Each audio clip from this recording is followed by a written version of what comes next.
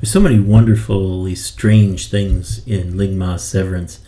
The tone that is, has an undercurrent of humor and satire in it. The strangeness of ordinary things as they appear, and the kind of flat effect of the prose, the kind of almost traumatized perspective that Candace takes on the world here. But we're going to read this and think about it as an apocalyptic novel, and think about the elements in it that come to define its ends and its beginnings in a way. This is a novel that is fully aware of the apocalyptic genre that it's kind of playing with. All the zombie movies, all of the teenage angst in the midst of a world coming apart, all those things kind of work together in Severance. And as Candace notes early on in the novel, a lot of things didn't play out as they had been depicted on screen for these other apocalypses that are there. Throughout this slowly unfolding apocalypse, though, at the center of it is Candace's drift, her life and journey. Typically, we want a character who's in deep conflict. However, Candace resists that sense of conflict over and over again. She kind of moves through life in a slow drift, whether that is the relationships that she develops in New York, or whether that's her sense of growing dis-ease with the journey west with those other survivors. She narrates this end of the world with a very kind of, as I say, flat effect. She sets up the story at the beginning, gives you a sense of the truth of things, and then undercuts that by saying the truth is I was not there at the beginning as the survivors begin to head west. She says, I was the last one out of New York. The ghost was me, she'll reiterate on page 41. Sense of being emptied or being evacuated emotionally and perhaps spiritually in some ways. In what ways does that sense of ghostliness define her as a voice and character in this little apocalypse that's there? There are various apocalyptic aspects to this novel. One of them is the kind of disintegration of New York in a way. As it starts with Candace and Jonathan watching a copy of Woody Allen's movie Manhattan, with its kind of iconic images of the city, one shown here. But that is a New York that is disintegrating in the wider context of globalization. It's a city that's changing. It's also a city that's being marked by increasing gentrification, as Jonathan notes of his recognition of the future on page 13, and how he's already decided that he wants to leave the city. The city is going to be beyond of his being able to afford it in the very near future, he understands. And Candace is coming to that awareness as well. So it's a city that is being emptied in a way of its memory, perhaps. And how does the art that Candace, how does the art that she engages, how does that try to kind of recover that sense of memory? That's one of those central storylines in this novel that reflects her earlier interest as she traveled around the Rust Belt Midwest, taking photographs of cities. That she shows these photographs to later on and to others in the course of the novel, and how those cities of the Rust Belt are living in the aftermath of folded industries. In what ways do these disintegrating cities reflect the world of the apocalyptic New York as it is emptied? While she's still in New York, she becomes the New York ghost. She had earlier taken a lot of photographs of the city, just bits and pieces. Maybe you think like this detritus in the city, hidden moments, glimpses, all those things that she put together and then chronicled on the internet. But as the city, is affected by Shen fever, she takes on a little bit more of that a deeper sense of what it is to be the New York ghost. And she kind of haunts the scene, as she says, right? That she moves through the city trying to chronicle its disintegration.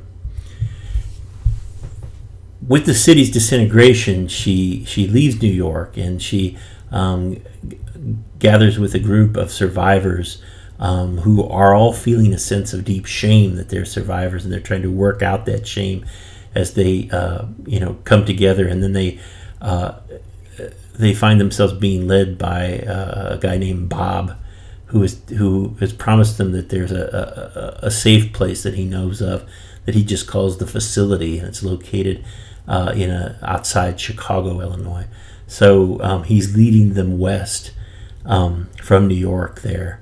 This journey is marked by moments of sporadic violence. As she says on page 58, Candace relates that certain days we went stalking, and as they do this, they go and find the what they call the fevered, those who have been infected by Shen fever, who have kind of a zombie-like cast to them. They kind of go through routines and repetitive movements, and so in the midst of this stalking, they will gather things for the journey, but then they also end the existence of the fevered. And as Bob rhetorically puts it, we don't kill the fevered, we release them from their fevered condition, as he underlines on page 70. And so there's kind of almost a post-traumatic kind of flatness to that this is kind of a task that needs to be done on the way to a new place. Is it an end of things? Is this the violence that's being acted against the fevered? Do you see it as an end? Candace is coming to a sharper and sharper awareness and distrust of Bob as the novel progresses. It's a new kind of zombie in a way, right? That this outbreak of Shen fever,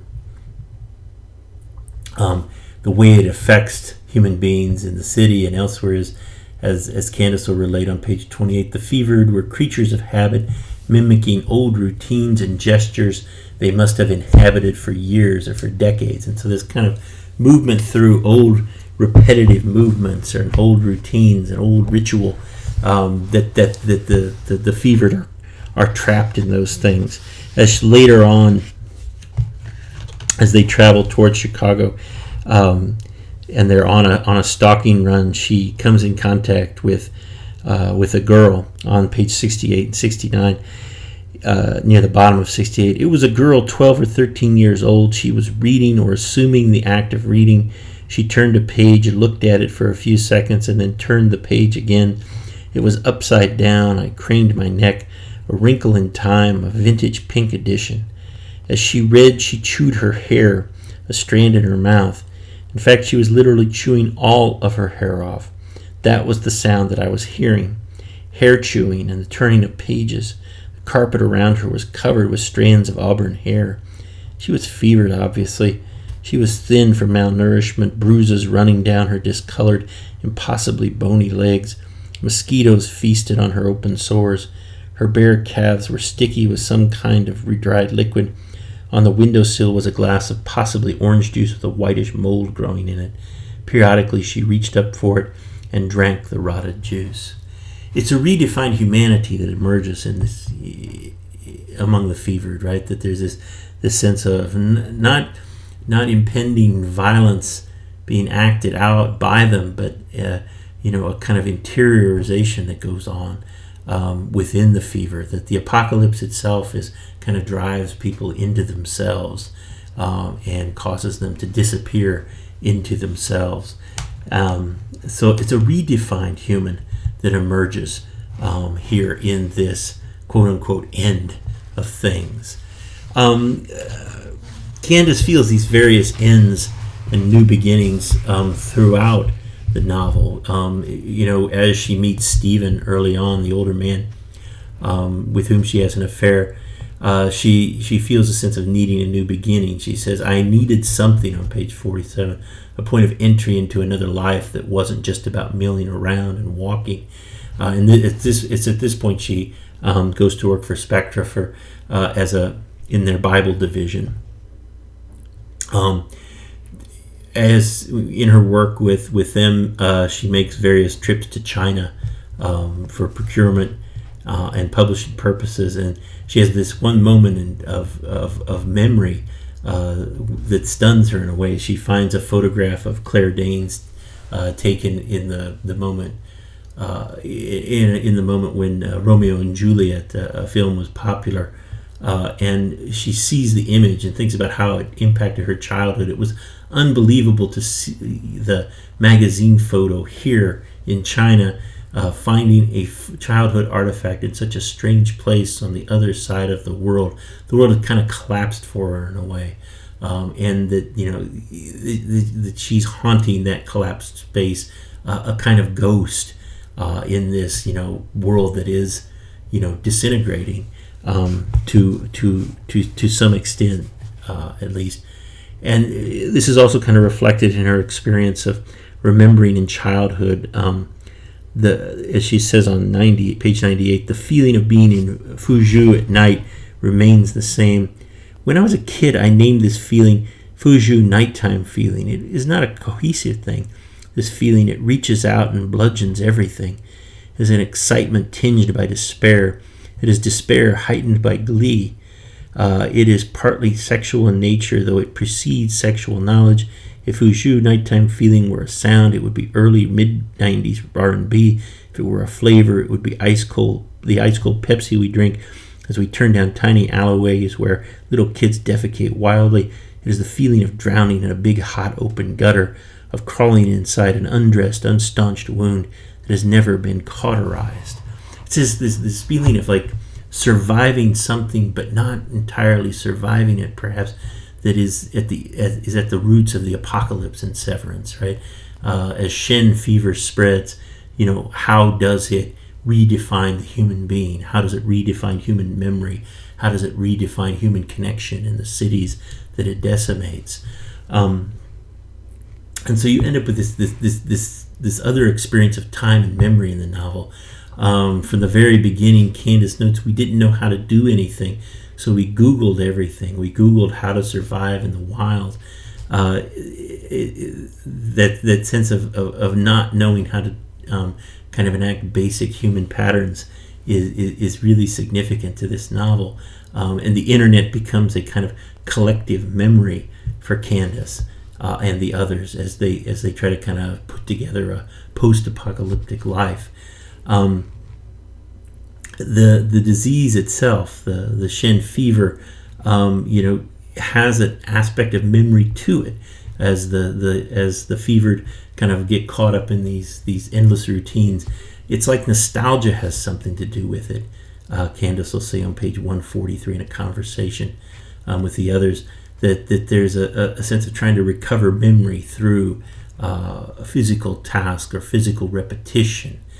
And what Candace is left with, she notes in the very beginning on page 7, right, is that sense of waiting here, right? That sense of being, as Frank Kermode terms it, in between time or middle time, right? She says on 7, I'd been half waiting for myself to turn to become fevered like everyone else. Nothing happened. I waited and waiting. I still wait. That sense of being caught in a slow motion end, that sense of crisis that Kermode speaks of, and it is the situation of Candace in this novel.